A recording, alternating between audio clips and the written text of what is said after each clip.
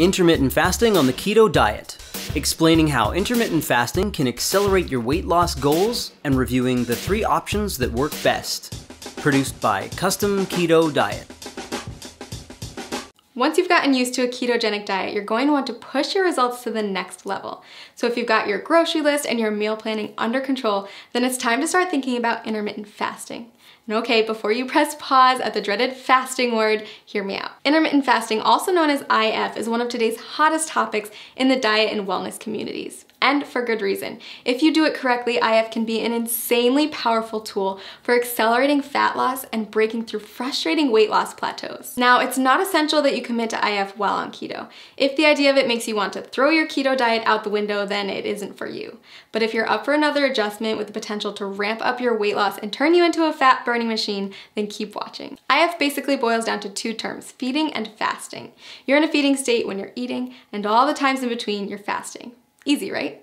Okay, so here's the deal. There's several different methods for fasting, and you get to choose which one works best for your lifestyle. Most people find that at least one of the following is compatible with their life and fits well into their daily routine. Option 1, skip meals that prolong the time your body's in a fasting state. Most people choose to skip breakfast or lunch. Option 2, rely on the eating windows method. This approach involves eating between a 4 and 7 hour window every day and fasting for the rest of it. Option 3, not for the faint of heart. Your third choice is to commit to a 24 to 48 hour cleanse. It's more of an extended fast, and I don't recommend it if you're just getting started with IF. So how do you know which option is best? If you're just getting started with fasting, option 2 is probably the way to go. We found that restricting yourself to specific eating windows tends to work well for new fasters. For example, tons of people have tremendous success only eating between 5 and 11 p.m.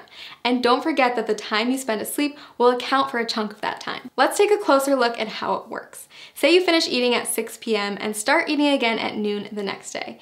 That means you fasted for 18 hours and eaten for 6. In other words, you've achieved an 18-6 window. If you finish eating as early as 5 p.m. and don't eat again until noon the next day, then you've fasted for 19 hours and eaten for 5, or you've achieved a 19-5 window. You don't have to adhere to IF every day. You can try it out once a week at first, listen to your body, and then add in more IF days over time. So why does IF work anyway? The first and simplest reason is that our bodies can only take in so much food at a time. If you're someone who struggles with overeating or snacking out of boredom, IF can help to drastically cut those extra calories and keep you within your limits for weight loss. When your body's in a fasting state, it will begin to break down stored fat to use as energy. So if you're following a ketogenic diet, your body is already mimicking a fasting state since it's relying on fat, not glucose, as its main source of fuel. Just make sure that you're still hitting your daily macros and getting enough fat when you're in your eating window. If this sounds overwhelming, don't worry. We've got a tool that builds intermittent fasting into a keto diet regimen customized for your needs and goals.